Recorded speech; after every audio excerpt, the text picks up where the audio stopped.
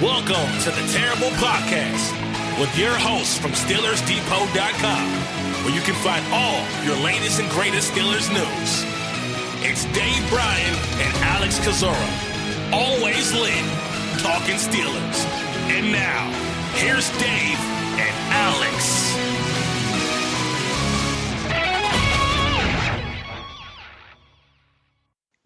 Welcome to the Terrible Podcast, Season 11, Episode 10. He's Dave Bryan. I'm Alex Kozora, SteelersDepot.com. Thanks for being here with us, Steelers Nation. Dave, how you doing? I'm doing good. Happy Tuesday it would be. We're less than 2 weeks away now from the Steelers' first game against the Giants on Monday Night Football. Exciting time to be alive. And you had, I think, a first as a Steelers fan on Friday when the Steelers, and I mentioned this on yesterday's live stream, for whatever reason, and I applaud them for it, and I assume we'll never see it again, showed full practice, showed 11 on 11, and that was insanity to me. They was very zoomed in, but they actually did show training camp practice, and I think that's the first training camp practice you've ever gotten to see. Yeah, well, when it comes to 11-11, absolutely. I mean, obviously, look, they're fan videos and all like that over the years that have snuck through the Twitter machine. You know, those kind of things are good to see. But yeah, look, we've complained about it quite a bit. We kind of knew it was going to be coming from the Steelers Live, broadcast and all, and I guess we get it, overall. But it was good to see. Now I just wish they would have zoomed out a little bit, But like I said on the live stream Monday night, you could discern a few things there, by even some of the tighter shots that they had. So that was good to see, and with that now it looks like camp's technically, I guess, broke to hear the players talk on Twitter. The team is off today, today being Tuesday, the 1st of September. They will resume practices. They're treating the rest of this week as if it was a normal pregame week. So they'll be off today. They will practice Wednesday, Thursday, and Friday. They will cut down that active roster to 53 on Saturday, and then probably have the practice squad established sometime Sunday afternoon, I would think. So it's happening. It's happening. Finally here, as strange and wild of a year as it's been. Well, sticking with that Friday practice, did anything stick out since you did get to watch? We all got to watch, obviously, a full contact practice, or at least a good bulk of it, and got probably our best look at camp we've gotten all 2020. Anything stick out positively, negatively to you? I think one of the things, and I went back through to kind of look, you got to see Kevin Dotson, I think, do a couple, had a couple of nice blocks there at right guard there on a couple, I think, Jalen Samuels runs. Now, it was pouring there for a stretch of that practice anyway. That's one of the things that got me, and the fact that he was in there with the first team. I don't know how many reps, maybe a couple. They let Stefan Wisniewski in there at right guard after DeCastro left with an undisclosed injury that I'm sure we're going to be talking about a little bit today here. But that was just one of the things that struck my attention, along with Mason. I thought had a nice connection with Juju in the end zone for a touchdown on I guess it was 7 shots period there on top of that. So those are just a couple of the few things I remember off the top of my head. Yeah, I would say defense dominated the run session, as they've reportedly done all training camp. I thought Devin Bush, Steven Nelson in particular, had really good practices. Jaron Elliott had a tackle for loss. Benny Snell did have the one bright spot run for the offense, broke 2 tackles. Stiff-armed Ola and broke a tackle from Justin Lane and had a pretty good gain left side. So, yeah, didn't get a ton of information, but got more than we're used to. And Ray McLeod, fan favorite. It feels like Ray McLeod got a carry. So they're kind of showing that versatility. And apparently, I believe in a Thursday practice, and this was, and I just mentioned it like the day before, and then I saw the report that the Steelers had a full tackle live contact special team session, which they've never done before. It just never happens because the risk is too great. But because of the no preseason, I guess the team wanted to simulate special teams as closely as possible by going full contact, and McLeod apparently had a kick return touchdown, which is good news for him. Yeah, that's if he ends up making the 53, those are things like that that he's going to obviously have to do in order to make it. It's going to have to be special teams related, because you just can't see him making it more so as a wide receiver, and especially with it looking like Ryan Switzer's foot injury isn't overly serious. He returned back to practice on Monday there. So I was wondering whether or not, the seriousness of Ryan Switzer's foot injury and if that would play into the 53-man roster or not. And it looks like it evidently won't there overall. I mean, and, the health of this team, I think as a whole, is pretty decent right now, although David DeCastro has been sidelined for how long now? Since he got hurt in Friday's practice. Right. So, yesterday was the first day. Right. So, and he was nowhere to be seen either. And Mike Tomlin labeled that a lower body. What are we in the NHL now? Feels like lower body injury. Saying hopeful that we'll get him back to us soon. Yada yada. I don't like that they weren't able to spot him out there. Because he's out there every day, even when he doesn't dress. Right, and most of the non-serious guys are, Right. when they are injured. So that is a little bit concerning there. Of course, Mike Tomlin's not going to tip his hand. It'd be foolish to expect that. Look, I don't know about you. I'm not expecting DeCastro to practice Wednesday, Thursday, or Friday. And then we'll see what the first what the injury report says and with the Steelers playing on Monday night. That means the first official injury report for them won't be out until Wednesday. So we're probably not gonna get a good idea, of David DeCastro, what's going on with him until maybe Wednesday at the earliest there. And I don't want to put the cart before the horse because we have no idea on DeCastro status. Tomlin saying, quote, "We're managing it. He's managing it. Hopefully he'll be back out there soon." But you think there is at least a slight chance that if DeCastro cannot go, that we could see Kevin Dotson over Wisniewski at right guard? I believe there's a better chance of that than maybe you do. Now, I'm not, obviously I wouldn't run out and bet my house on it, but look, this is a kid that played 50-something games at right guard. Do you really want, Wisniewski's obviously the more experienced guy there, but even Wisniewski throughout his career, I think has technically played very little right guard throughout his NFL career. Not, now obviously he's a more experienced guy there, but, and also, do you want both your centers in the game at the same time? Obviously you want the best combination. It's going to give you the best chance to win. And then on the flip side, the whole communication aspect between, do you really want a rookie guard in there alongside a new, it won't be a rookie right tackle, but for all practical purposes, you're going to have a new right tackle over there on that side. Do you want that kind of youth over there? Worry about the communication because Dotson's going to be in there gripping his hands tight, just want to make sure he gets the plays right, kind of aspect there. So that's another thing to look at. But I do think if indeed DeCastro was to miss, be sidelined, for however long, I think there is a tiny bit of possibility that a guy like Kevin Dotson could wind up being the starter there. Now, look, we're not at practice. We don't see these reps. So I mean, we're really just throwing darts in the dark here when it comes to that. But the fact that they wanted to take a little bit, seemingly take a look at him with the starters the other night and how he fared, and it seems like he fared, or he feels like he fared pretty well against the first team defensive line and all. That's where I think there is just a minute possibility that he could be the guy.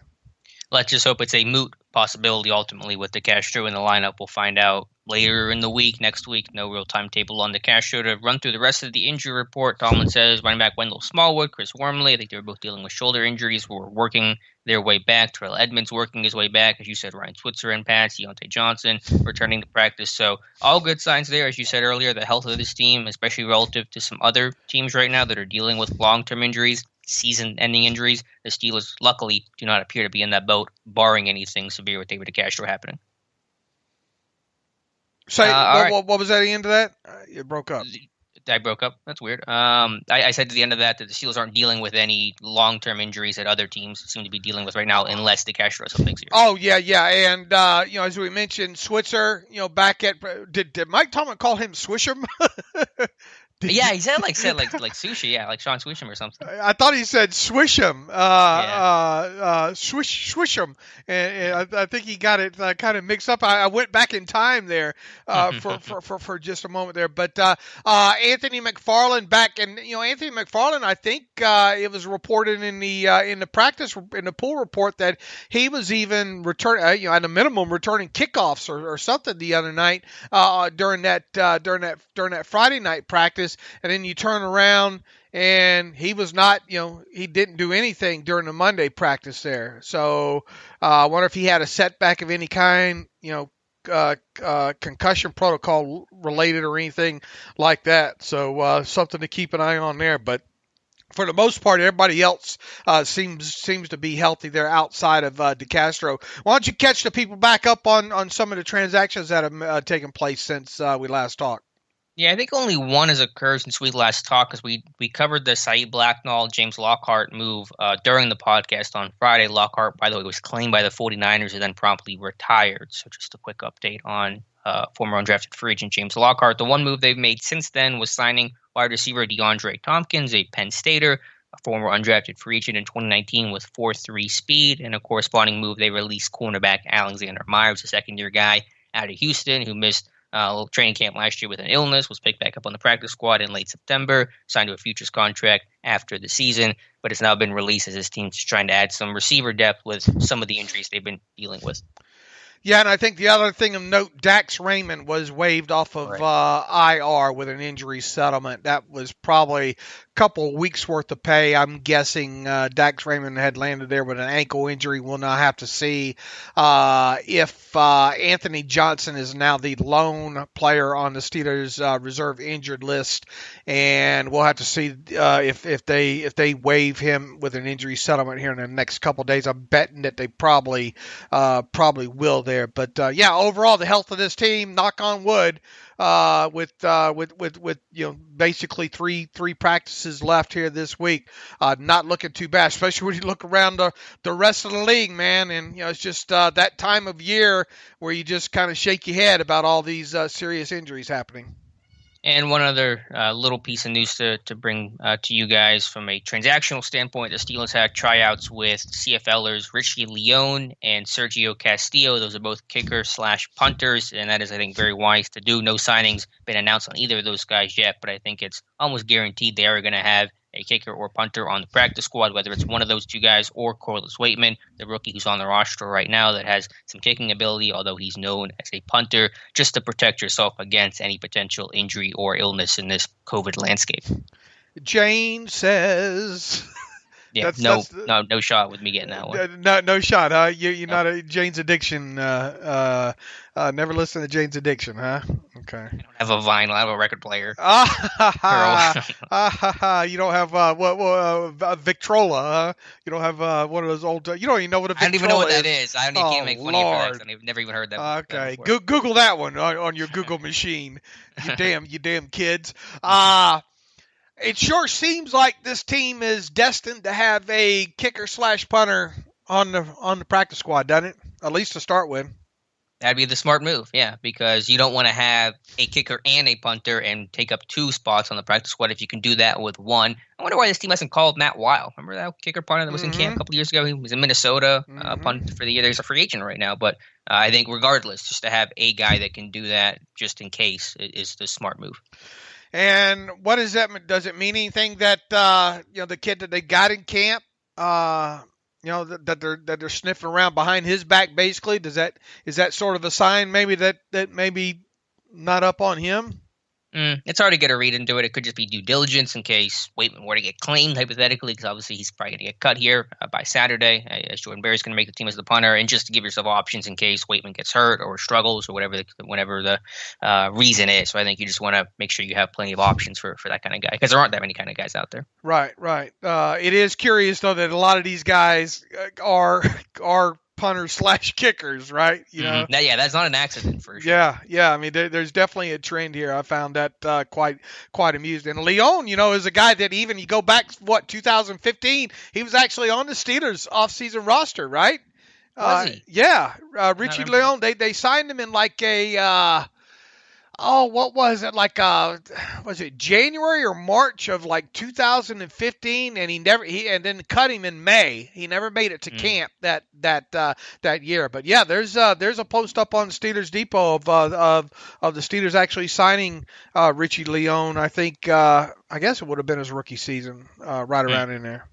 And I would prefer. I mean, now that I'm watching Waitman, obviously, and this is just my own, just very surface level speculation, but I would kind of prefer to have a Leon or a Castillo, guys who have kicked professionally before, a little bit in the NFL, but more so in the CFL, just because at least they're a little more battle tested in that sense if you had to call on them last second. So I would kind of prefer that, but right now this team has not made a move with signing either guy.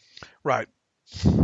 All right, Dave, let's go to some interviews given by the team. Let's start with inside linebackers coach Jerry Olszewski, who had a big cup of coffee apparently before his interview with the media, because that dude was fired up. And I had a great conversation, a lot of good answers from him, talking about Marcus Allen. Big question there is, Marcus Allen working primarily with the inside linebackers over the last few days, and Olszewski was asked, why does that work? And he says, quote, Marcus likes hitting people, which is a good quality to have in an inside linebacker. Absolutely it is. Now, even so, look, I mean, Marcus, at Penn State, Marcus, his best tape is him down low in the box, and obviously we haven't seen a lot of him, outside of the preseason, since he was drafted. What has stuck out with Marcus in previous training camps, if anything?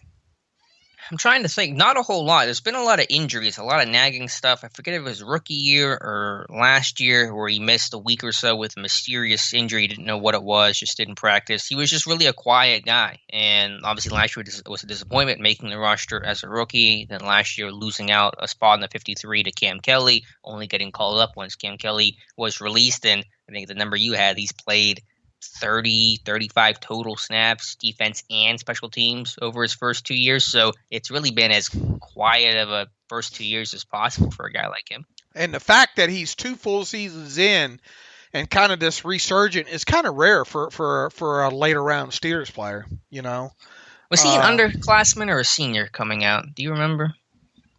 That's a good question. If he declared early, I'll have to look that up.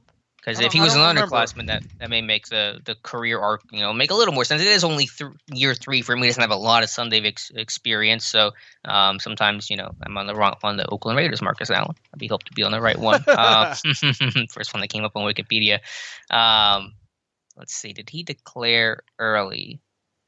No, because he was at the Senior Bowl, so I think he was a senior coming out. But it's just a third-year guy that does not have a lot of experience that may increase that developmental curve as opposed to someone that was playing a lot of snaps right away like a Terrell Edmonds.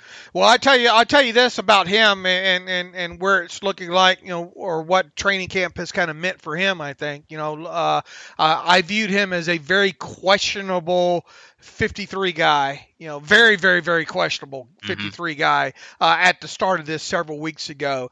And look, I mean, we don't have practices to judge. All we have to judge is more so quotes and a few blurbs here and there. But based on kind of what's out there right now, and you look at the roster overall, and the makeup of it positionally, and how they're down to 4 inside linebackers right now, his outlook has changed tremendously. And at this point right now, I would be surprised if he doesn't make the 53. So that's how kind of things have shifted, I think, with him just over the last couple of weeks. Now, is he a guy that you want to get on the field as an inside linebacker? Obviously not, but it would be kind of a break glass in case of emergency. But, maybe more so as maybe the next, Cam Sutton, right?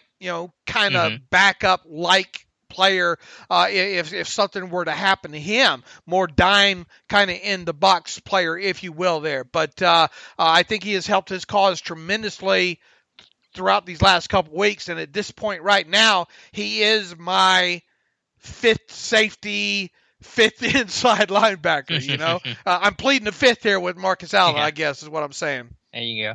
Yeah, I think for me, he was a guy that started camp squarely on the bubble, and I left him off my initial pre-training camp roster prediction to now being inside looking out, and now added to my roster prediction. We'll talk about our 4 roster predictions a little bit later in the show. But the more versatility you have, the more hats you can wear, the more value you're going to have, and that's probably going to give him the leg up over a rookie like Antoine Brooks Jr. Of course, you're just naturally more limited after missing so much time and being a rookie. And Marcus should be a pretty good special teams player, on top of it there. And I mean, where was he at on the punt coverage team last? Well, he just hasn't played special teams. He's got 20 snaps on special teams. I mean, you have to go back through preseason to really find where he's been used there before. So there's just really not much of a resume out there for a year 3 guy. I think all this does, and you hit on it there. It doesn't bode well for Antoine Brooks Jr. right now, right? Mm-hmm. Yeah, I can't. It's harder to see his path to the roster. Probably more practice squad material. So it feels like the Steelers' final 2 picks, Brooks Jr. and Carlos Davis, appear to be destined for the practice squad. And that's kind of par for the course, I think overall, we thought, at least I did. I thought coming out, maybe there was an outside chance of all the draft picks making the 53-man roster, but Dan McCullers continues to Dan McCullers, so that looks like that. And I just don't think there's enough time for Carlos Davis to learn, and show what he knows up until this point. So you would just think that he'd be very, very hard pressed to make it. And then a guy obviously with Brooks, who I think right out of the chute they said they wanted to teach him safety first, and I don't mean that as a pun. I mean that as a position that it just, with what they want to try to get done, there's just not enough snaps to go around. If he had a full off-season program, that probably been one thing. But right. I'm with you. I think Antoine Brooks Jr. and Carlos Davis are ticketed for practice squad. Olszewski also said the green dot is up for grabs. He does not control who wears the green dot, which is the guy that gets all the calls from the sidelines and is that central hub of communication, the term that Tomlin loves to use for the defense. So green dot still up for grabs, although I expect him to go to Devin Bush as the 3-down linebacker this season. Mike Tomlin said a couple of weeks ago that that's one area they still want to see Devin Bush progress in, is the communication aspect of it there. So, look, he's you have to think that he's got a better idea of what's going on for sure. He's just got to be more sure, I would guess, about when it comes to his calls, be more vocal. We know one guy who is, and that's Vince Williams. So if I heard Tunch talking about this the other day and saying, well, I think there's a chance that Vince could wear the green dot when he's on the field, and when he's not, Devin wear the green dot. That'd be a lot of helmet changing going on, right? Yeah, not ideal. I don't think that would be ideal with that. I would think if they gave Vince the green dot, then when Vince isn't on the field, I don't know. What? Well, they did that last year. Yeah. They started that last year. I think you just give it to Devin Bush. I mean, you're going to give it to him part of the time, give it to him all the time. Sink or swim. And plus, if he's playing next to Vince is obviously a great communicator. That's going to help ease some of any potential communication issues there at all. So to me, it's Devin Bush. No, what I'm getting at though is, what if we get into week 1 and it is Vince Williams is the linebacker with the green dot? Who's going to wear the green dot when he isn't on the field? Do you still think it'll be Devin Bush? Well, maybe not, because obviously they're not giving it to Devin Bush in the first place, so that would indicate some level of concern with trusting him to do that. I think that is just the inherent problem with giving it to someone other than Devin Bush, unless you just feel like this guy's got no chance to communicate by giving Bush the green dot, which is a bigger cause for concern. So to me, I think I would go with Devin Bush. If not, that would answer the question. Probably still go to Devin Bush just in case a guy like TJ Watt's not on the field for any particular reason. Because, again, that happened in the Patriots game last year, where I think the 2 plays that Watt missed, the Patriots scored touchdowns on. So I think I got to give it to Devin Bush. All right, so we'll that'll be one of the things we'll be looking for right out of the chute on Monday night there. So, but Tomlin has voiced his concern about it, and it seems like they're still undecided as to who's going to get it right now. Yep, still to be determined. We'll watch for that, though, against the Giants. Olszewski also talked up UG3, talking about his progression, and again pointed out the injury last year kind of makes it a little harder to read into where he's at in his career, but more positive signs for UG3, and I'm excited for him as kind of that top backup at inside linebacker. Where are you right now on these four versus the, I guess it would have been, was it 5 last year they kept? Yeah, Vince, Bush, Barron, Medikevich, and then Gilbert to start the year. Right. So where are you on last year's 5 versus this year's 4? I think I like this year's 4 better. Devin Bush in year 2. I think Vince Williams is just a better player than Mark Barron, so I'm not sad to see Barron go. I like Barron's comment about how he made sure to tell reporters, because signed by the Broncos the other day, that the Steelers released him not because his play was bad, just because the money issue, which is a very much it's not you, it's me way to release Mark Barron. Have you heard that a lot? Has someone hurt you, Alex? I'm shedding some tears over here. Give me a moment, Dave. Have you heard that a few times in your life? It's not you, it's me. From every woman I've ever talked to. Oh Lord! I'm going to turn this. I'm going to run with this. Make you face this conversation. But yeah, no, I do like the Scoop better this year than last year, to be honest with you. Although special teams, obviously, how you replace 30 Red, he's a great player, but defensively, I like the Scoop better. Yeah, I do too. For a lot of reasons, you just said it. Bush another year developed there. Look, Tyler Matakevich, bless his heart, and boy, did you see the Bills traded for another special teams linebacker? Andre Smith guy. Yeah, and. I think the saving grace with Matakevich, I think a good chunk of that base salary of his is guaranteed, isn't it? This year. So in other words, it would. I'm not saying it's impossible, but what would happen? Could Matakevich be out before he's even in? It'd be interesting to see what happens there. But Dirty Red, make no mistake about it. He is a special teams player first, inside linebacker second. Obviously plays downhill well and all like that, but I think UG3 gives you a more complete player than Tyler Matakevich, and obviously UG3 being another year in his system. And you say what you will about Robert Spillane, a lot of people probably not even going to know he's on the 53-man roster when it gets released. But this is a guy that I thought, even going back to last preseason, did some nice things. And once he got promoted to the 53 last year, did some even nicer things on special teams. So he's going to help ease the loss of Matakevich special teams wise there, and kind of an LJ Fortish kind of player, I guess you would say, when it comes to Spillane. And then then obviously Vince is Vince, and Jerry O had a lot of great things to say about Vince Williams there when he talked to the media.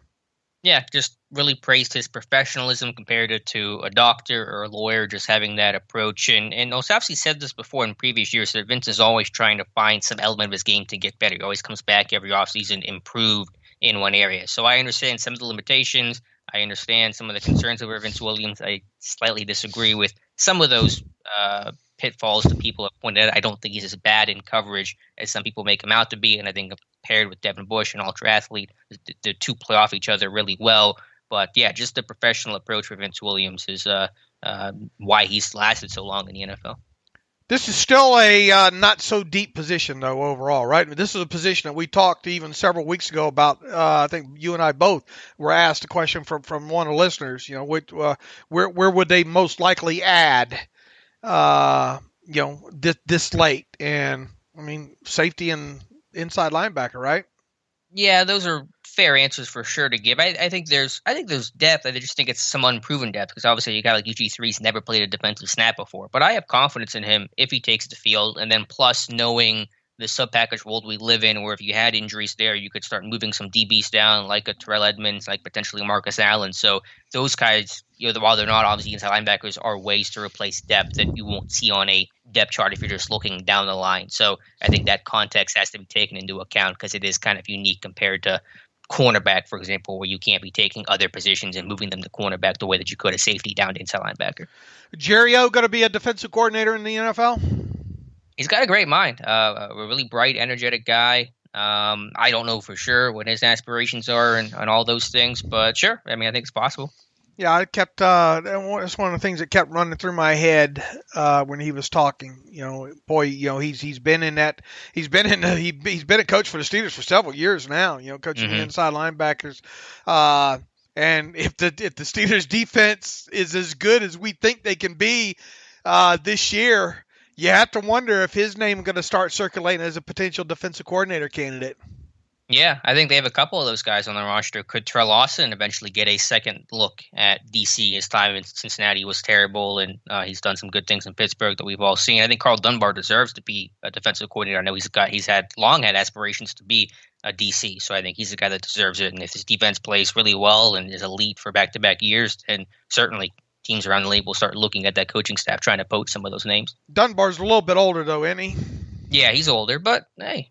I mean, he's not that old. I think he's got time to still be a defensive coordinator if someone comes calling. Right. All right. Moving on from anything else from Jerry O? Nope, that was everything from him. But how great! It's too bad we can't hear from some of these guys more than we hear from during the year. I mean that's like I think we hear from them maybe twice a year. Some of these assistant coaches, but oh well. Yeah, it's basically like a little bit of the off season now, and if they get drafted, player gets drafted in their room, we get to hear. We get to hear from James Daniel if they draft a tight end. That's basically how that works. Bud Dupree also talked to the media, talking about a update on his franchise tag grievance, wanting to get paid like a defensive end as opposed to an outside linebacker. He says that process is still ongoing. Says, quote, "So that's in the process right now, and so my agent and the Steelers are handling that situation. In the type of defense that we play and the type of scheme is taking over a new league. I feel like the ends and linebackers are all the same category, so it's just that type of new style of defense that's being played in the NFL, just different types of body style with the same type of position. So still no resolution on his grievance. And we're probably not going to have one for a while on that. I was talking to chatting with Joel Corey again, and I wanted to find out, usually when there's a grievance, a lot of times, most of the times I think, and I don't know the specific when it is and when it isn't, but once a grievance is filed, if there's a difference in money involved, usually teams are automatically pegged 40% of whatever amount the difference is against their cap until the grievance is filed or settled. Such is the case right now with the guaranteed money that $10 million with who was just cut by the Ravens, Earl Thomas. There was the $10 million that's in question about whether or not that if he violated that versus the terms of his contract there. So because of that grievance now, he will 40% of that amount goes on the Ravens cap until the grievance is clarified. Now, obviously, if the Ravens end up winning that, well, then they would get a credit back. Next year, probably next year, beginning, during the off season is when that credit would come into effect. Or if they were to lose, well, then they would, a debit, of the additional $6 million would go against them, against the cap. Now, in this case, I was wondering, does that mean that with Dupree filing this grievance now, if 40% of the difference between the tag amounts would automatically go on the against the Steelers cap this year? He doesn't think so. And his reasoning behind that is, I think that and this is verbatim, he says, I think the linebacker tag until a resolution, because that's the minimum amount he will count and was the original number. So that's Joel Corey's thinking on that. Now, it's my understanding that the grievance will not be heard until later in the season, much like Earl Thomas. And that's one thing that Joel Corey had even stated on his podcast was don't expect the Earl Thomas grievance to be heard anytime soon. And Joel confirmed to me, says, yes, unless either the NFL or NFLPA want to make it one of their 4 expedited grievances. Evidently, the NFL and the NFLPA get 4 expedited grievances a year.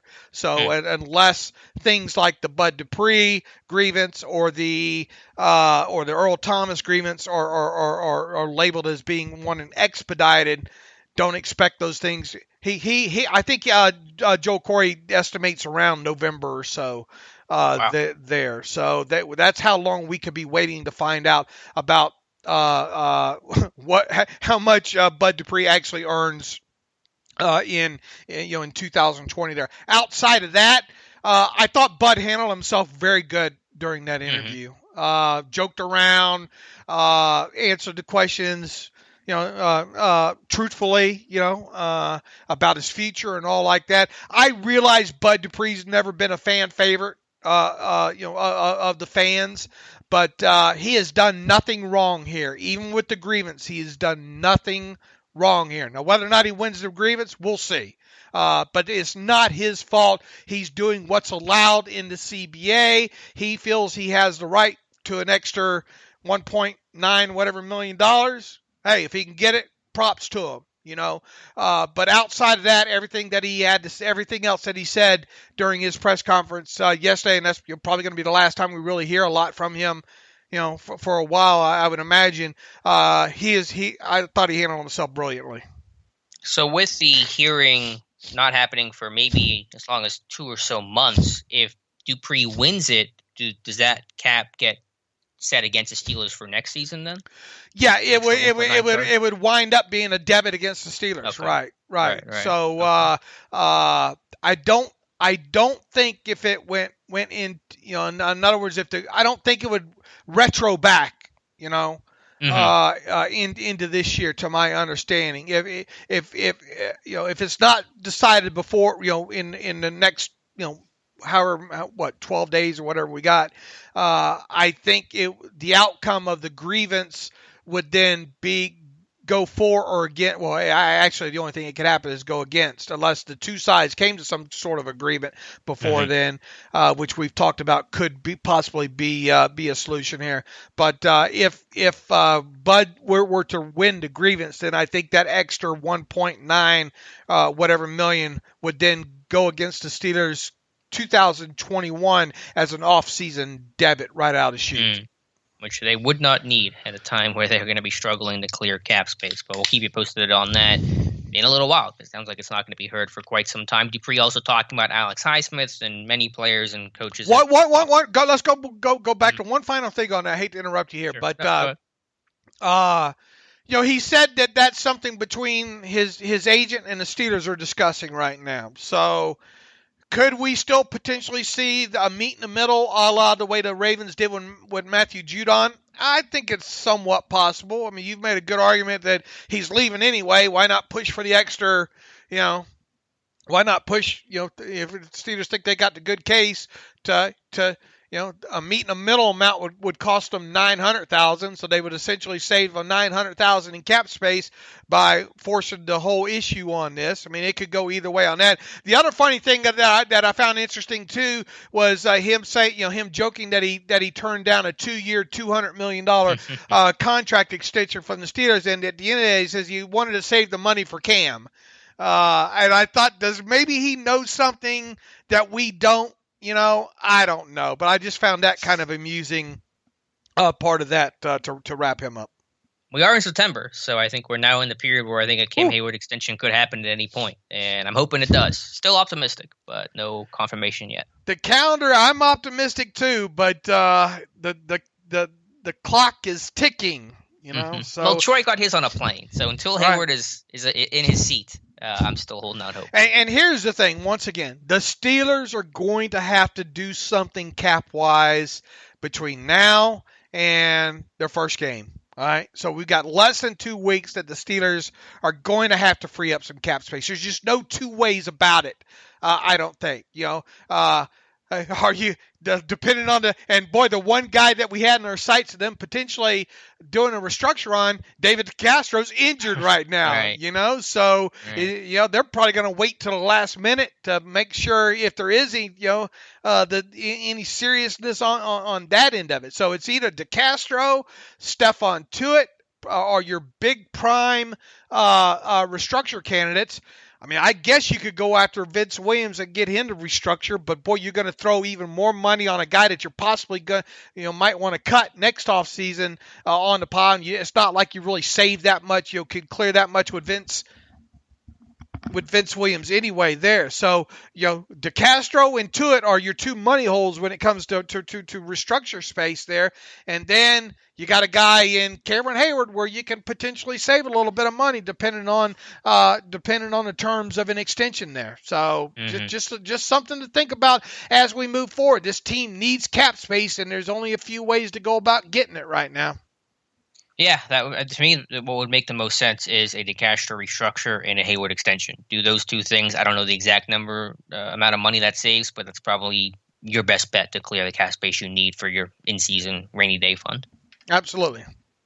Dupree also talking about Alex Highsmith, and many players and coaches have talked up the rookies so far and just saying, quote, Alex is doing real good. He's a smart kid, very athletic, talking about how he's running to the ball. We know how important that is for all those guys in this whole defense, but especially the front seven guys, defensive linemen included, to chase the football, to show that consistent, fanatical effort. And one other note from Friday's practice, because I think Dupree was still either limited or still held out. It looked like Highsmith was getting first-team reps over Ola as right outside linebackers. So I think there's actually a decent chance Highsmith is the first man off the bench to replace Water Dupree, or at least on one side. Like I said earlier in our previous podcast, maybe Highsmith replaces Dupree as the right outside linebacker, Ola as the left outside linebacker. Interesting. We'll see. It would be quite a jump. It would speak volumes about Ola, right? Yeah, or it would just speak volumes about Highsmith and how well he's doing. Right. Kind of works both ways. Sure. Are you expecting that, though? What percent chance versus the whole Kevin Dotson conversation that we had? Well, I think it's a lot better chance than Kevin Dotson. I don't think Dotson really has any chance, especially because Dotson missed time with that knee injury during training camp. I think there's a much better chance to see Highsmith as the number 3 outside linebacker week 1 than Dotson would be at right guard if DeCastro were to miss. So I don't know. I think it's – I don't mean to hedge my bets here, but 50-50 if Highsmith does, because he's getting work now, and I know he's got a high football IQ. I talked about how refined he was despite only playing 1 year as an actual edge rusher after moving from basically playing as a 5-tech 4-eye his first couple of years at Charlotte. Yeah, I think there's a decent chance we'll see Highsmith play some rotational snaps week 1 against the Giants. Oh, I turned some audio on there. Yeah, look, here's the thing. We saw one thing that stuck out the other night was Highsmith playing, getting snaps on the left side too. Did you notice that? And when was this? The other Friday night during the practice. Was it Friday? Okay, I think he was getting work at maybe both spots potentially. I mean, I did see him on the left side. Okay. Yeah, well that's. I do think he also got some right side spots, but and that's what stuck out to me is the fact that he was getting snaps on both sides. Yeah. Well, because he was but he was primarily right. I know he played both sides at Charlotte, but I think wasn't he primarily right side? He said he's more comfortable at right side. I don't know if he was. Maybe that means he was primarily, but yeah, I think right side is kind of his quote unquote home. Okay. But yeah, so I think for all those reasons, I think we could see Highsmith play more and play sooner than maybe what I kind of thought at the start of training camp. But we won't really know, of course, until we know. And here's the thing too. I think Bud and Watt at some point here. I think even Bud the other day. And I think Keith Butler said it too in his talk. They want to do a better job at getting Dupree and Watt off the field at certain times, more so than they can't expect them to play that high percentage of snaps. Right, because they were getting around, what was it, like 90-95% of times last season, and that wears you down both in-game and in the end of the season. So if you could have those guys be able to rotate out a little bit more, and then by the end of a game, crucial situation, 2-minute drill, have those guys out there fresh, that would, of course, be massive. So if you can get Highsmith to play a little bit more of a rotation, that will actually help guys like Watt and Dupree. I mean, you're talking, let's say, where are you at now with Highsmith and potential snap? Barring injury, you always got to qualify it that way, or else people say, "Well, you said this." Barring injury to Bud Dupree or T.J. Watt, what are we looking like realistic snap count wise for a guy like Alex Highsmith? Yeah, it's just hard to say with the rotation. Could it be 10 snaps 10 snaps a game is 160. That just feels like a lot. But if he's the number 3 rotational guy, I'd have to look at what like Chick has gotten in the past. Yeah, I mean, I think he could be sitting around 200 snaps by the end of the year. Okay, well, if he got that, they would learn a lot about him. Remember that conversation we had several weeks ago about how are they going to, are they going to be able to learn a lot about Highsmith, with Bud looking like he's going to be out the door. What's that going to do on, carry over to potential draft? And I know you theorized that maybe, another edge could be drafted early, in 2021 and yada, yada. But does 200 doesn't sound like too much or, too high of a shot? I think it's within the realm of possibility. I don't know exactly how to quantify what's too much, what's too little. But yeah, the more snaps that Highsmith plays, the improved evaluation you're going to have on him and the better you'll be this offseason determining whether or not Highsmith is your guy or do you want to bring someone else in through the draft. What do you think the high side for Ola is? Probably in that same boat. I don't know. I mean, it feels like Highsmith is going to see the field sooner rather than later at this point, and that obviously is going to come at the expense of someone like Ola Snap. So he could be in a situation where maybe he starts the year playing, 5-10 a game, but maybe by midseason, by the end of the season, he's not really playing much at all. Obviously, not being at practices, hard to evaluate, especially these young kids. But I will say this: a super great bright spot when it comes to those top guys, most notably, Claypool and Highsmith. It doesn't seem like either one of them's missed a practice. That's a good point. And for the conditioning level of those two kids, throughout pandemic and the not knowing and not having the everything that goes along with that, I think that speaks volumes of both of them being doing the right things and getting having their bodies in the right shape and be able to make it all the way through training camp. So read into that whatever you want to, but it certainly is a good sign for both those guys, I think. Yeah, that's an excellent point. We forget about conditioning and just being available so much in the context of your actual play that the play doesn't matter if your conditioning isn't there and to a point where the coaches trust you to get all the reps and to maximize your opportunity. So I think that is an excellent point about the Steelers' top 2 rookies.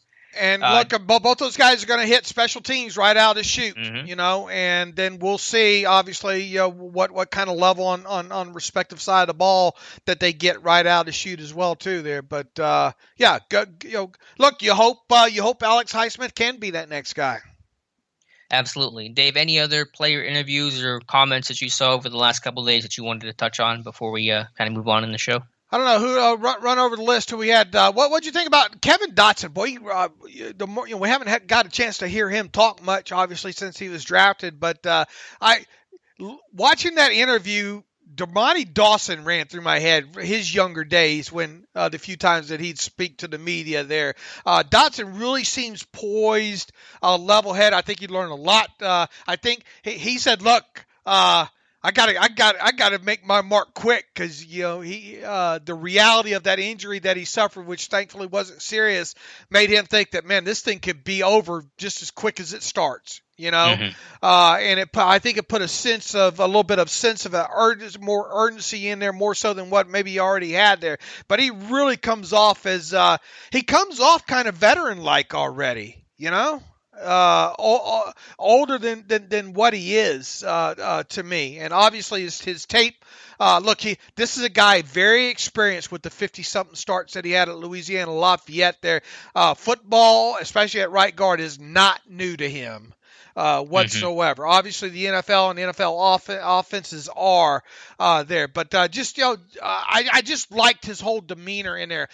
Derek Watt spoke to the media a couple of days ago. Really didn't learn anything new about him. The only thing we've really learned new about him is what we found out a couple of days prior to that. Mike Tomlin saying that essentially Derek Watt has been limited throughout this process of training camp. That he's on track to play in Week 1, some sort of off-season surgery. We don't know exactly what that off-season surgery detailed, but I mean he's obviously been out there, been with pads on, and really We didn't find out he'd been limited until Tomlin told us, but really nothing came out of that Watt interview worth highlighting outside of that. Cameron Sutton, what'd you think about the talk that Cameron Sutton had?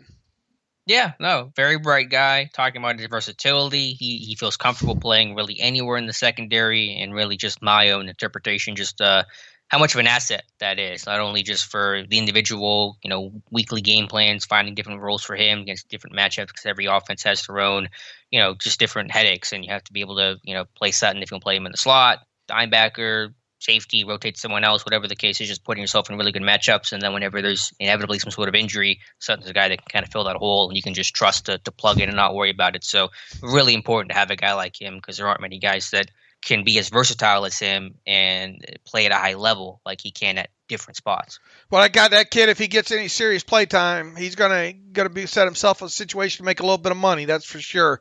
When it talks to when you talk about Cameron Sutton, Stefan Wisniewski also recently talked to the media. Consummate professional, man. What is there not to like about him, right? Yeah, an important depth signing to replace B.J. Finney. I think Wisniewski basically admitted that he's going to be in the backup role this year as that swingman. That tells you if Matt Filer's going to be at left guard, and then one of Banner or a core four will work at right tackle. Banner, by the way, got first team reps on Friday's practice over a core four who was healthy and returning from that groin injury. So a little something to note there. But yeah, Wisniewski, really important veteran depth to have along this offensive line. Boy, he sure looks like Alejandro Villanueva in certain shots there. Mike Hilton also talked, not worried about what the future holds for him, obviously in another contract year. But Mike Hilton, as I wrote the other day, has essentially been in a contract every year since he entered the NFL as an undrafted free agent here. So, Mike Hilton definitely poised to have another great season in that secondary as the Steelers' main sub-package, nickel cornerback there. Mm-hmm. I was going to say, Wisniewski and Villanueva look alike until they stand up, and one's 6'8", and one is like 6'2", and then you find out which is which pretty quickly. One other thing that Mike Tomlin said yesterday, and kind of contradicted something that Kevin Colbert said, talking about Ryan Shazier. Colbert seemed to allude to Shazier not being a training camp this year because of COVID restrictions on staff level and access and all those things. But Tomlin told a different story, saying, quote, Ryan is not missing because of COVID. Ryan is focusing on some transitional things in his life, and that's where his focus is right now, and he has my and our full support in terms of that. I hope that he's going to have some time for us in the future, but as he lays the foundation for the rest of his life, that's where he's focusing his energies. So that's sounding like a moving on with life's work to some extent for Ryan Shazier. Yeah, hopefully there's no riff or anything in there, Yeah, I don't think so. I mean, it just sounds like, Shazier is just focusing on other areas of his life right now. Yeah. What did we get on what Kevin Colbert had to say the other day? Did we talk about that? I think we did. Talking about Hayward, and didn't really give an answer on Hayward and his comments on Shazier. Was there anything else on Colbert that you wanted to touch on? Did we talk about him on Friday? Is that correct or no? I believe we did. Yeah. Okay. I can't remember when his was. What about what Randy had to say? Well, I think we talked a little bit about Randy too, didn't we? Or no? Yeah, I think so too. How about, did you see and just kind of bouncing off of that, the Pat Narduzzi comments about Matt Canada? I put that on the Twitter machine yesterday. Yeah. Mm-hmm. What do you think? It's gonna be some awkward moments, I would think, there around the Rooney UPMC facility, right? Mm-hmm. I don't know a lot about Narduzzi. Obviously, don't pay attention much to his press conferences and all. I have seen him speak a time or two during a press conference or so, but when hearing him do that, say what he said in that video, Hugh Jackson came to mind all of a sudden. And not Oakland Hugh Jackson. That sounded more Cleveland Hugh Jackson. Yeah, more kind of smart-assy, flippant, I don't, the kind of Hugh Jackson I'm talking about there, right? Yeah, that's not a compliment. No. That's not a praise whatsoever. But I couldn't help but thinking that sounds like something Hugh Jackson would say there. So yeah, and that evidently came from the coach's clinic at the Portland airport in 2019, some point there, and Obviously, Matt Canada was, I think, out of work at the time there. And Matt Canada obviously didn't get the job at the Steelers until January of 2020 there. So, and I think Tomlin and Narduzzi kind of talk quite a bit too, don't they? So just interesting to have that unearthed, and I wonder if those two have sorted out their differences. I wonder if Canada even knew that he said it until yesterday. I'm guessing he didn't, but the context for those who didn't hear, Narduzzi was speaking at a coach's clinic talking about how some coaches have a lack of patience, and he shared the story. Did not mention Canada by name, but the way he told the story, we know he's talking about Matt Canada, saying that Canada got the offer to go to Maryland, right? It was Maryland, right, Dave? That was a job. That was the first place he went to after Pitt, correct? When was the LSU job? I think it was after. Was it after Maryland? Okay. I'm not sure. Anyway, so Canada was at Pitt. Got a job offer for more money, about $1.5 million. I think Pitt was giving about $1 million. And Narduzzi was trying to convince Canada to stay, saying, listen, if you stay another year, we got a great thing going. I'll get you. You become a head coach by next year. I'll send your resume out. I'll give every reference possible. Canada anyway leaves, and he bounces around with Maryland, LSU, ultimately out of a job at the time of the clinic. And Narduzzi was trying to say, like, that is an example of a guy that was being impatient. Had he stayed, he'd be in a much better place as opposed to being unemployed right now. So it wasn't as much a slight about Canada as being a bad coach, although there was a little dig in there saying that he's not that good. But there was also just the broader point about saying that Canada was being impatient. So it's not even super relevant for Pittsburgh. I don't know. He said something along the lines, not even worth $1 million, Yeah, well, yeah, he did have a little jab in there, but that feels like sour grapes at that point. But I think to the broader point, it was just saying, like, because Canada obviously was a good coach. Pitt had a great year whenever Canada was. They averaged something like 40-something points a game or something.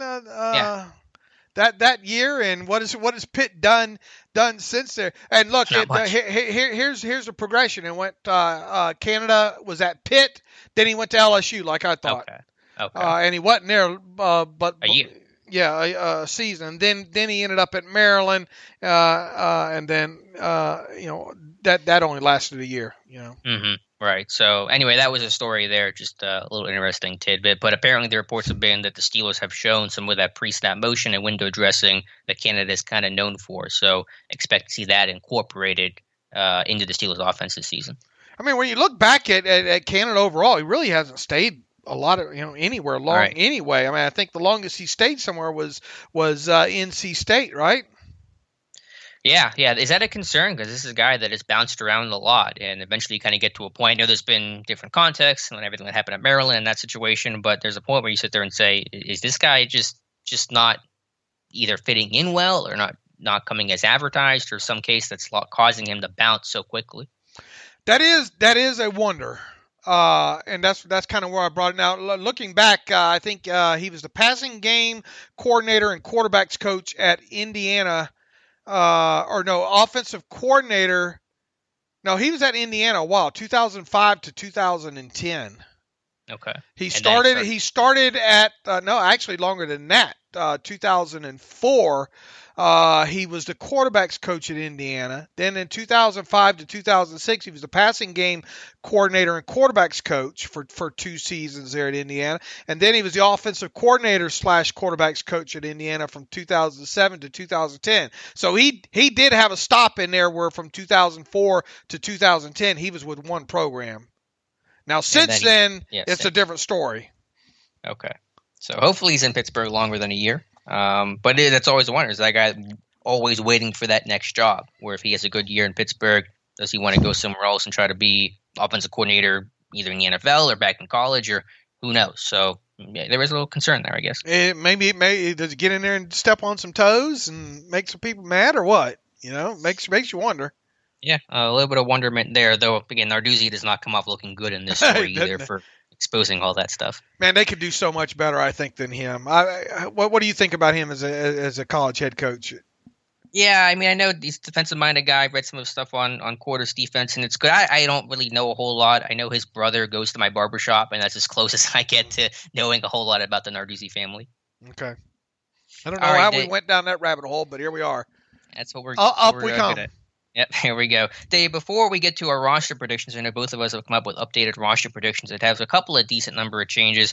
Do have our friends at MyBookie who are back for the start of the 2020 season. A lot of things changing for 2020, but MyBookie has not. So, Dave, tell us about our friends over at MyBookie. We are glad to have MyBookie back as a sponsor of the Terrible Podcast for the 2020 NFL season. Winning season returns at MyBookie. Winning season means double your first deposit. Winning season means Survivor, Super Contest, and Squares. At MyBookie, winning season means hitting all your parlays and props with your feet up, watching your team trounce their rivals. Rejoice, it's time to celebrate the NFL season. Invest in your intuition. Use promo code TERRIBLE. That's terrible. And double your first deposit. New players get up to $1,000 in free play, designed to add more excitement to the sports you love and the games you bet. From live betting to championship futures, every play you want to make is waiting at mybookie.ag. It's simple. Make your picks, win big, collect your cash. Use promo code TERRIBLE. That's terrible.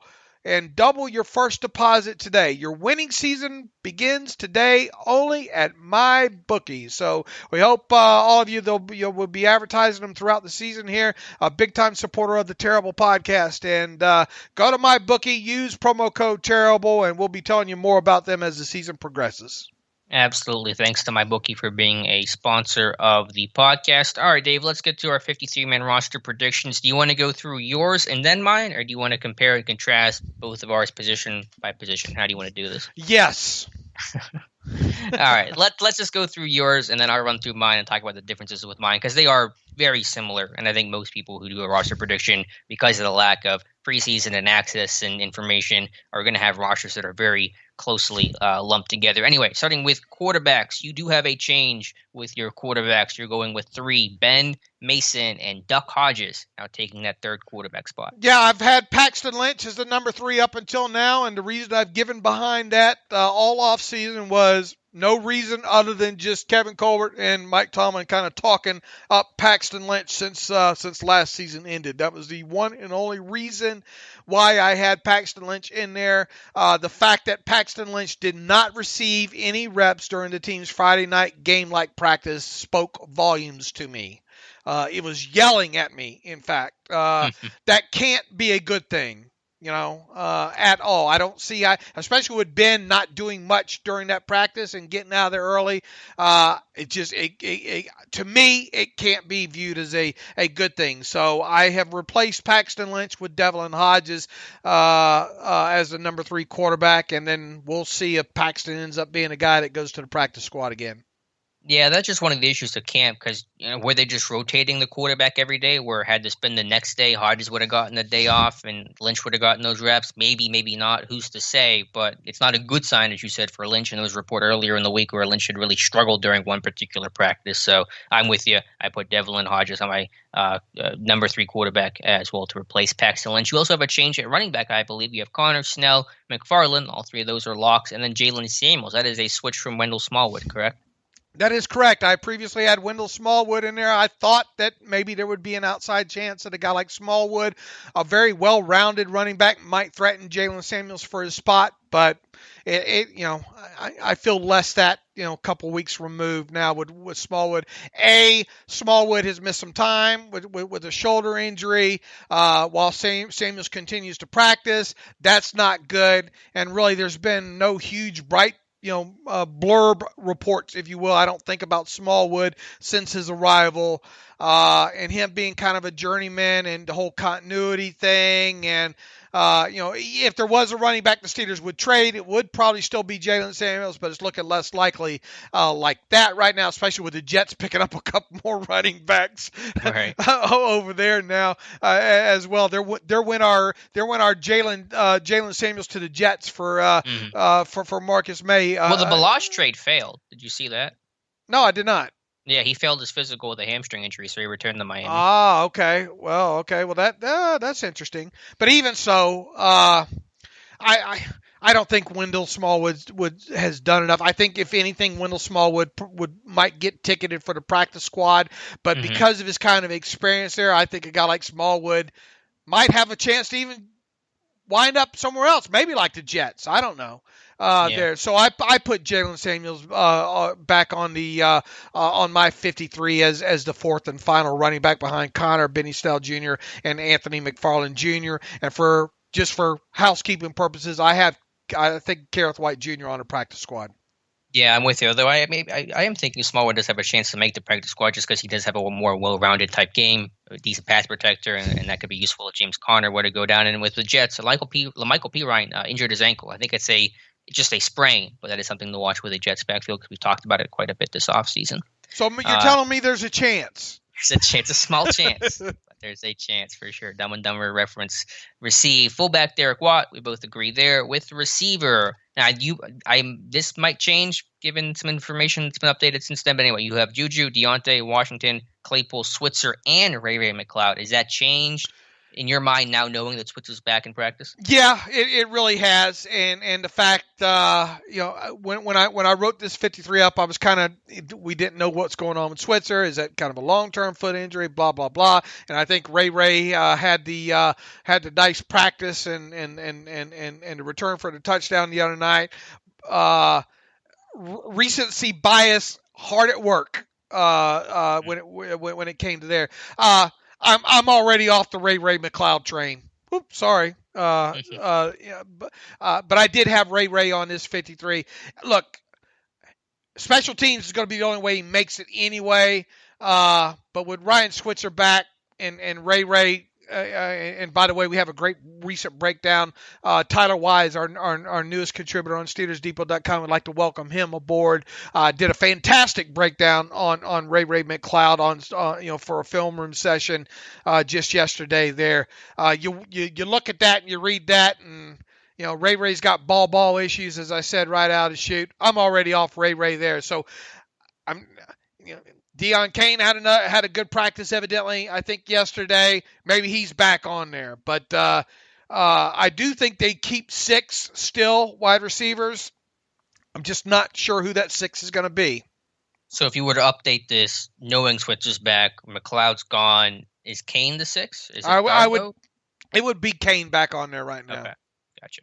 And then or I guess it would be Kane on there because I think did I have Kane on the last one or was it block? Now I'm trying to remember the progression of my of my 53-man roster. It doesn't matter, but I mean if I were to update it right now, it'd be Deion Kane I think in there at number 6. You had Kane on your previous one. Blacknell was on your first one back in May, and Blacknell was on your or Kane was on your one in August. Tight end, pretty chalk. I think Ray could be your practice squad guy, though. Yeah, I think he's got a really good chance to be on the practice squad, and that's why I put him on my roster prediction because of the versatility, kick punt return value, slot value, a little bit of running back stuff. Just good to have him to wear a lot of hats. That's pretty important. So I'm with you there. Tight end, McDonald, Ebron, Gentry. Really no reason to believe this group's going to be any different than those 3. No, chalk there, but I thought the other night, I thought I saw a Raider at fullback. I think he did some of that last year. That would make sense. Okay, so I thought I saw a snap there. This is a guy that stays healthy. Kevin Rader might be, and I've said this before, he might be your best blocking tight end on the roster right now. And depending on what version of Vance McDonald we get, this year. I think Rader right now at this point is a lock for the practice squad. So, I mean, I don't think the new kid, and, obviously they moved on from Raymond already. And, I think Kevin Rader's a lock for the practice squad. And I think your 3 on the 53 are McDonald, Ebron, and Zach Gentry. With you 100% with everything you said, 53 and Kevin Rader making the practice squad. With the O-line, pretty chalk there too. Pouncey, DeCastro, Villanueva, Filer, Wisniewski, Okorafor, Banner, and Dotson. Any chance for a 9th? Only if there's something going on with DeCastro, I think, which obviously we don't know. And I even wrote this up, the status of DeCastro following him suffering some sort of injury Friday night. So hopefully it's not serious. If it is serious, it would obviously alter this group probably by 1 player. Perhaps Derwin Gray would be the next man up there. So could we see 9 on the 53, on the initial 53? I think the DeCastro injury makes it possible, and if so, you would think it would be a versatile guy like Derwin Gray. Yeah, or could it be, because remember there's that, not for the 53, but for the 55 that expands to, they're probably going to call up like a Hassenauer just as that emergency center type guy. I guess, yeah, I guess there's a possibility of that. But it's going to be these 8 plus or either or a plus. Right.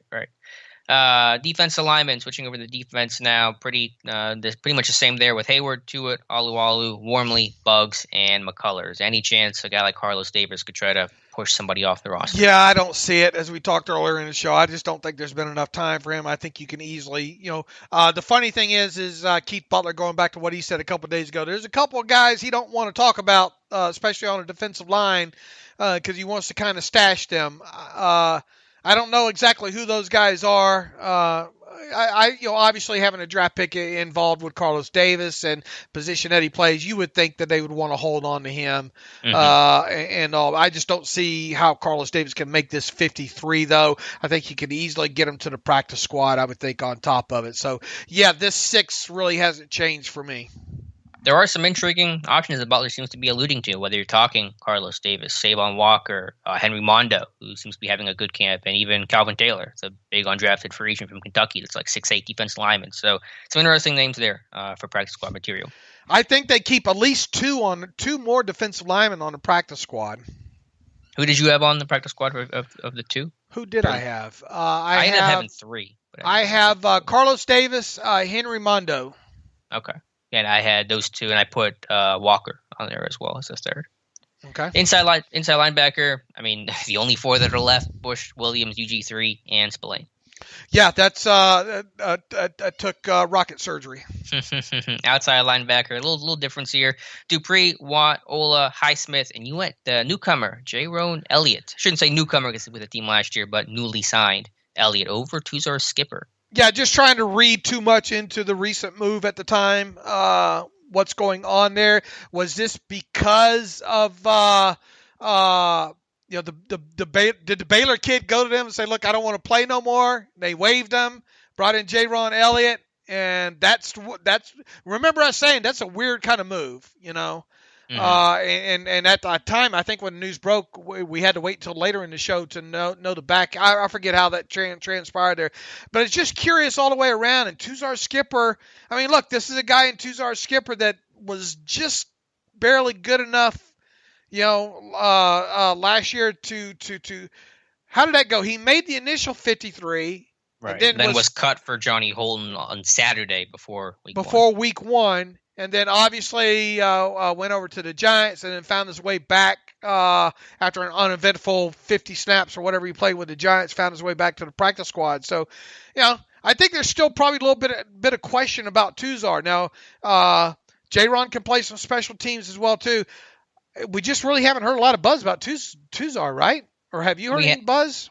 No, I haven't. And again, special teams is always his issue. Didn't get the opportunity last year. That really hurt him. Obviously, the opportunity is going to be fleeting this year. But I did still keep Skipper on my 53 just because they lost him last year. Do you want to risk that again? Remember, they kept Zach Banner in 2018 because they just didn't want to lose him to being claimed off of waivers. So with Elliott being a veteran, with the expansion of the practice squad, I think you can put Elliott on the practice squad. I don't believe the number 5 outside linebacker would be active on game days anyway to begin the year unless it's an injury. So you could always call Elliott up in season if there was someone to go down. So I still think Skipper has a slight edge over Elliott, but I think it could go either way. I'm not married to either one of them, so Yep. I think it could go either way. So flip the coin Friday night. There you go. Cornerbacks, Hayden, Nelson, Hilton, Sutton, and Lane. James Pierre seems to be creating some sort of buzz, but seems more ticketed for the practice squad than the 53. It does, and I wrote about James. Boy, if I would have told you one undrafted, if I would have guaranteed you back after the draft that James Pierre would be a guaranteed to at worst make the 53, or at worst make the practice squad, would you believe me? I mean, I wouldn't have said that was a crazy thought. I mean, Pierre had some talent, some interesting size. So he's like 6'1", 6'2", but he wasn't somebody that was really at the top of my list when the Steelers announced their undrafted class. He has had a lot of buzz about him through this, though. But is it enough to outshine a guy like to get a guy like Justin Lane's spot? Not knowing what James Pierre. Now James Pierre, going back this past week and watching a little bit more of his tape. He's a physical guy, why wouldn't you be when you're, what is he? He's, they have him listed at 6'2", I think, on the Steelers site, but didn't he officially measure in at 6? Let me try to pull up the website I use for this information. Yeah, according to NFL Draft Guide, they have him at 6 foot even. So right, but they talk, when you read the reports, I think you read about him being 6'2". Is that because that's what the Steelers have him listed at? Because wasn't he a combine guy or no? Yes, he was at the combine, and they're according to the website, 6 foot even, 6 foot 183 is what he weighed in at. Right. So I mean, all this 6'2" talk, I don't know where that's coming from, but anyway, he is a physical guy. I wonder how he is on special teams, but Justin Lane is a guy that was able to get him some helmets last year because of his special teams play, right? Mm-hmm. Right. So I guess what I'm getting at is has Pierre done enough to overtake a guy like Justin Lane for if they only kept 5? Now look, if they kept 6, I think it's a good argument, right? But it's hard to kind of envision maybe them keeping 6 cornerbacks. I just don't think there's enough argument there to put Pierre over a Justin Lane on the 53. So I have Lane being the 5th and James Pierre going to the practice squad. Along with Bandy. I think Bandy, those are the 2 corners left right now. And I wrote about that just a couple of days ago, too, after they moved on from Alexander Myers. I think that's a huge signal there, them moving on from Myers, a guy that we kind of thought that maybe they liked. Moving on from him, I think almost guarantees that you have James Pierre and Bandy, who really, no surprise, I think Bandy is the guy that both you and I right out of the chute said, man, this guy might be your next kind of Mike Hilton-ish kind of guy, kind of ticketed for the practice squad there. So not a surprise there, but I have Pierre going to the practice squad along with Bandy. Yeah, Pierre listed 6'2" on FIU's website, so that's where the whole 6'2" probably comes from. Teams taking liberties with player size in college. With safety and keeping 5, Fitzpatrick, Edmonds, Dangerfield, Riley, and Marcus Allen. And I'm with you on that one. Yeah, all 5 is what I have there with Antoine Brooks Jr. going to the practice squad. Yep, I think they're going to keep 10 DBs, 5 corners, 5 safeties. Seems to be the most logical way right now. Specialists, Boss, Barry, Kennedy. I think that's going to be pretty set in stone, barring any sort of serious injury there for Cam Kennedy. Yeah, he did miss practice. Yeah, I'm going chalk there, and it's good to have this Ohio State long snapper in there. Get a good look at him. I think we got a question on the live stream the other night or Monday night about do we think that they maybe keep that kid on the practice squad. I think you keep this other kid on speed dial is all. I think using up a spot on a long snap. Look, I mean it's all on the table right now based on the larger practice squad size and all like that. But I would be more inclined to see them not keep a long snapper on the practice squad. And for your practice squad, speaking of which, you're keeping the 2 draft picks who did not make it, Brooks Jr., Carlos Davis, a couple offensive linemen, including second-year player Derwin Gray, a couple receivers, Darbo and Kane. You said you probably jettison Kane to the 53 at this point right now. Anything else on the practice squad you wanted to touch on? No, I think Hassenauer is probably a lock, right? Yeah, like his odds as that center. I guess the only question is who's maybe Jerron Jones or who's that other tackle they've got that's been playing some left tackle. The Steelers The Steelers messed up and let a picture slip the other day of the left side of the line, the third string line. How dare they? And I think that kid was getting some left tackle snaps there. So, once again, we don't have Alex out there reporting these line combinations to give us a good idea. So just a shot in the dark that Jerron Jones, one of those conversion guys, right? Yep. That potentially could be that guy. I think Delaire is running second team left tackle in Monday's practice. So I think he got the nod over Jerron Jones, but could go either way. Jones is probably a little more interesting from a developmental standpoint. For my roster, here's the thing: I actually had three corners on my practice squad in Alexander Myers, and this was obviously written before Myers was cut. So I will have to do something with that extra spot there, and I don't know which way I would lean to go there. Yeah, the crazy thing is only 11 guys are getting cut outright. 80-man roster, and then you're going to go to 53-man practice squad or 53-man roster and a 60-man practice squad. I mean, it's only 11 guys that actually get cut outright. So most of these guys will be returning, you would assume. Yeah, I'm going to hit a lot of them this year. Playing the odds. By default. For my roster, they're pretty similar to yours. I kept Kane as a 6th receiver over Ray McLeod. I still have Jalen Samuels in number 4 running back. For defense, outside linebacker, I kept Skipper over Elliott. Man, I think those were the only changes of my roster compared to yours in the 53. Also, I had Duck over Paxton Lynch. And for practice squad is also really similar. I'm not even sure what difference I had. I did have Delario over Jerron Jones and Javon Elliott making the practice squad there. So pretty similar. Like I just said, you have 69 of the 80 are going to be kept, and that makes it pretty easy to try to predict who's going to be retained. Nice. There you go. All right, Dave. I'm learning to talk like you kids. Is this the part where we're of the podcast where we make our pleas for the Steelers to sign Leonard Fournette?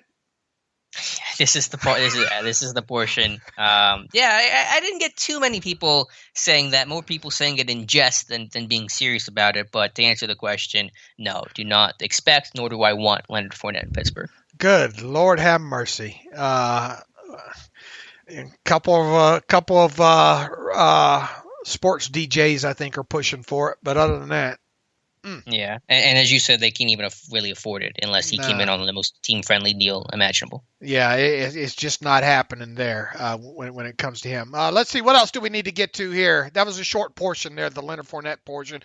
Our buddy Roosevelt Nix, Alex, getting cut from the Colts late last night. That move is not official yet. It was not on the Colts obviously announced on their Twitter account, so it's obviously going to happen. Not official on the NFL sheet. I imagine that's going to happen today on this Tuesday. There's no indication that it's injury related, but even after Nix was signed, they were talking about that they don't really use the fullback much, our traditional fullback much. They'll put Jack Doyle back there. They do a lot of tight ends wearing multiple hats kind of thing when it comes to the Colts. And I think Rosie was the only fullback on the roster, period. This smells like more of a courtesy release more than anything. So hopefully, look, if a team needs a fullback and they need a core special teams player, and if Rosie is 100% healthy, he could land on his feet quickly. If Derek Watt's not healthy for week 1, I wouldn't be mad at a reunion in Pittsburgh. You think he's too proud to come back to the practice squad? To the practice squad? Yeah, probably. I don't think he wants to do that. But if Pittsburgh wanted to give him 53 opportunity, if Watt were to be hurt, which I'm not saying he is, he'd probably be ready for week 1. I'm all for bringing Rosie back to Pittsburgh. Were you surprised to see that come across last night? A little bit, but as you said, the Colts don't use a fullback traditionally. They got Doyle, they got Mo Alley Cox back there that they can use in this kind of H-back type roles. Yeah, I talked to Rosie this summer. He was really excited to get to work with the Colts and happy to land with them, but unfortunately not gonna be the case. Yeah, once again, if he's healthy, man, and there's no telling if he is or not, you'd think he's going to land on his feet on a 53 somewhere. You would think. I hope so. We'll see what happens. Our Josh Carney had a ranking the Steelers starters list. He's finished up today. The top 3 best Steelers he's ranked of the starters is DeCastro at number 3, Hayward at 2, Watt at 1. Hard to argue with that top 3. Yeah. I mean, I'm trying to look back at his top 10 overall there. Tuitt, number 10, Juju, number 9, Bud Dupree, number 8. Steven Nelson, number 7. Joe Hayden, number 6. Ben Roethlisberger, number 5. Minka, 4th. DeCastro, 3rd. Cameron Hayward, 2nd. TJ Watt, 1st. Thought he did a good job overall on this. Yeah, it's certainly tough. I mean, deciding between Nelson and Hayden, and then how do you want to put, Fitzpatrick and Hayward and Watt, DeCastro, how do they all fit into that? And, of course, Ben coming off the injury. I mean, that is up for debate. No real wrong answers there, but I think Josh has a very good list for you guys to check out on Steelers Depot. All right. All right, Dave, anything else you want to talk to, or do you want to get to some reader emails and close out the show? Do we hit everything we wanted to hit? It always feels like we leave something out, but I guess we don't. What are we doing? Starting next week, we'll start doing the 3 shows a week, I guess. Coming up that time of year. I guess we can. Yeah, probably, because that'll be the start of like week 1, basically. So let's see. Well, here's the thing. On Friday, we're going to try to have, I think, the Ravens beat writer on, and then talk to the Browns and the Bengals next week. Get an eye on them. So I don't know. Will we have? Yeah. Well, look, we'll have roster cuts to go over starting on Monday and everything. So I guess we will start ramping up to 3 shows next week, right? And we should have Tomlin on Tuesday, right? We Am should. I getting my dates wrong? Yeah, because yeah. So kind of be a normal week for all of us. All right. Let us get to some emails here. Salary cap workarounds from Jim Bendis. Hey guys, I know this could be a silly question, but here is anyway. The 2021 salary cap is a big mystery. With the only known fact is there is a $175 million floor. Is there any type of accounting tricks out there to work around in order to sign or re-sign players, like give more guaranteed money in the second year or offer a sliding guaranteed amount that is proportionally to how much the floor moves? That is, as the salary cap floor goes up or not, the amount of guaranteed money goes up by the same percentage. As Dr. McCoy would say, I am an engineer, not an accountant. You left out the damn it there, Jim. Damn it, Jim, I'm a doctor.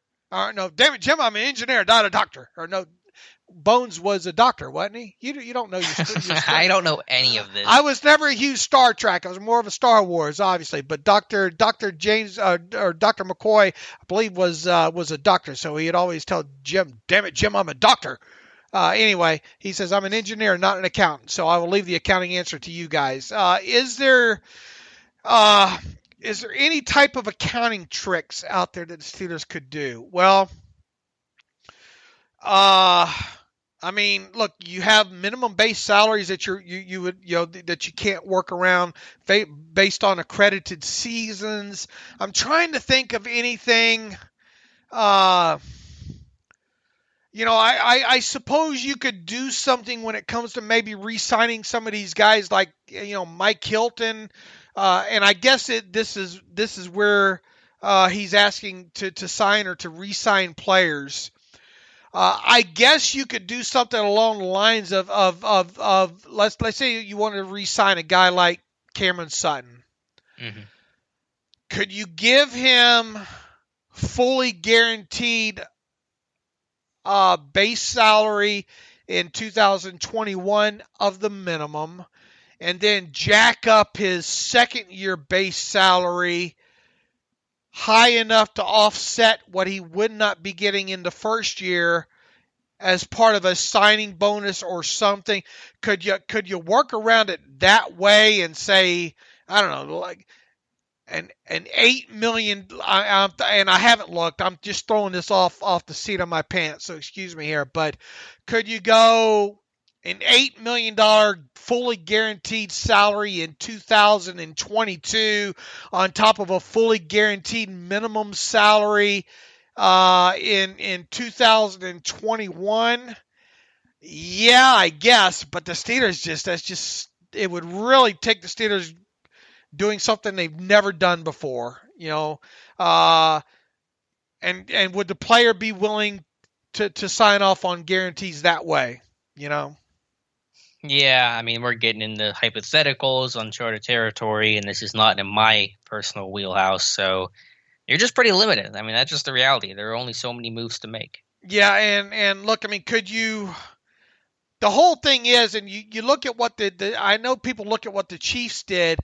A lot of what the Chiefs did is going to start impacting right away next season. It's just that it didn't impact this year. They were able to sign 3 key players and not use up any new salary cap dollars because of no new money in 2020 there. And a lot of people looking at it and say, well, why can't the Steelers do something like that? Well, A, it's not how the Steelers do business, and B, once again, it's rare to see players sign off on something where no new money comes in the first year of the deal there. So I mean, there's always something, but I mean, on the surface and as far as, sliding guarantees based on the cap, why would it,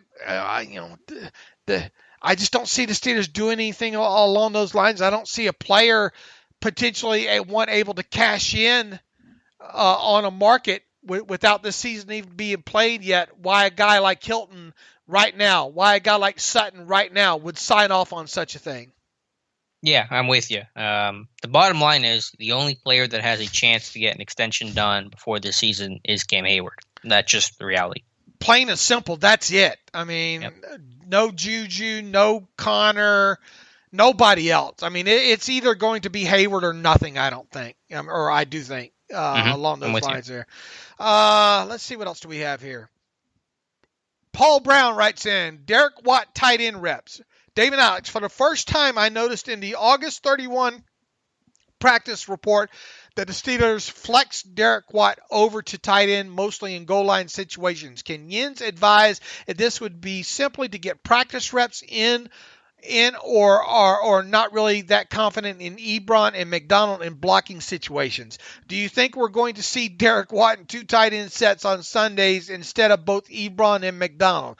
I would also be remiss if I didn't mention how excited I am for the new Steelers, Earl Thomas and Leonard Fournette, according to Yenser Twitter. Obviously a joke to use a Tomlinism there. Paul, I read the same thing there. The only thing was Derek Watt truly on the end of the line of scrimmage? Was he more as an H-back, situation there? I don't know. Do you know, Alex? I don't know. I don't know the personnel grouping who I was in. That's not uncommon to see that fullback get moved. Kind of got a David Johnson type build. Derek Watt. Johnson was a really stocky tight end that played some fullback. Tomlin was asked about that after yesterday's practice and said that Watt is exclusively practicing as a fullback. So aside from that occasional goal line type stuff, don't expect Watt to actually be used like a traditional tight end. And as I said, after they signed Derek Watt, going back and looking at his tape, there's very few instances of him being charted as a tight end. To me, it's not an ideal situation either. A guy like Watt is better blocking on the move at his size. I just don't view him as being a guy, unless it's an emergency, that you want lining up against a 4-3 base end. Yeah, no, I'm with you 100%. So he's more of a tight end than Jalen Samuels, but not by much. That's the bar. On a scale of Jalen Samuels to Heath Miller, Watt's somewhere in between. Yeah, if he was to stand in the garage, he's more likely to be called a car than Jalen Samuels standing in a garage and likely to be called a car. Steeler fans love trying to make running backs and fullbacks into tight ends.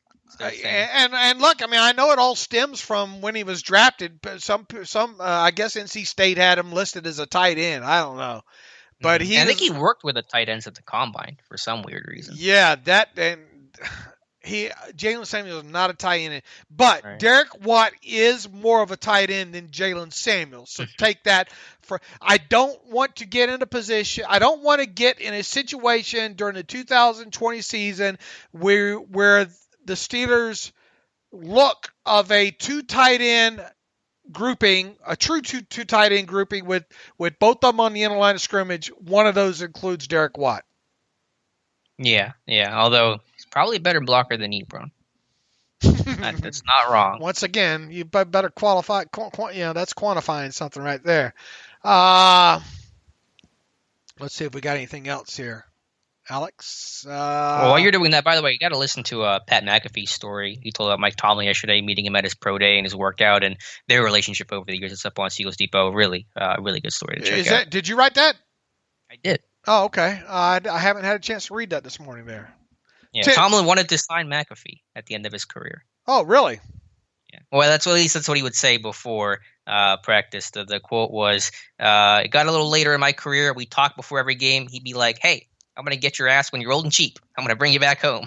There you go. McAfee said, I'm retiring and I'm never going to be cheap. All right. That's a one funny dude right there, right? Mm-hmm, for sure. All right. The Giants have a new defensive back. Where are they going to play Logan Ryan? I assume cornerback opposite because they were going to start Darnay Holmes, the rookie corner from UCLA, because the Cockrell deal fell through, and they've had some other injuries there. So I'm assuming Ryan. I mean, he's played some slot with like Tennessee. He played some safety too. Yeah, I don't know. Either way, you're going to see Logan Ryan week 1 against the Giants. You will see him week 1. I'm not convinced. I know where at right now, and there's not going to be any preseason tape to go over either as far as him either. But how much is he going to be able to learn in a short period of time?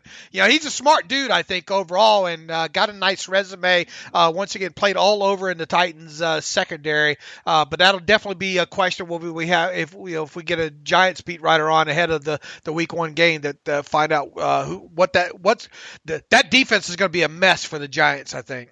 Yeah, they've got a lot of injuries. They lost McKinney. They got some other guys get hurt, so they're walking wounded. All right, we made it to the 1 hour 45-minute mark, and Alex and I will be back on Friday at this thing. You got anything last-minute ads? Why don't you look? We have Daniel Valentes leaving us. Got a full-time job in the industry. We will let Daniel break the news as to where that is. But Daniel is a kid that brought on almost 4 full years ago, Alex. Where's the time gone with him?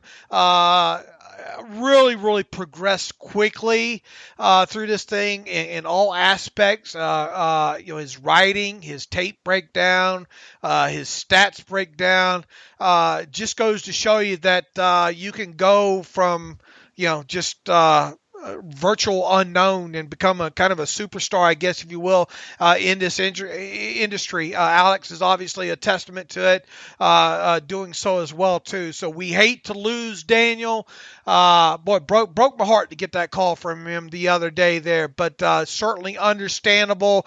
We'll let him break the news there, but we'd like to thank Daniel, and the door's always going to be open for Daniel to come back.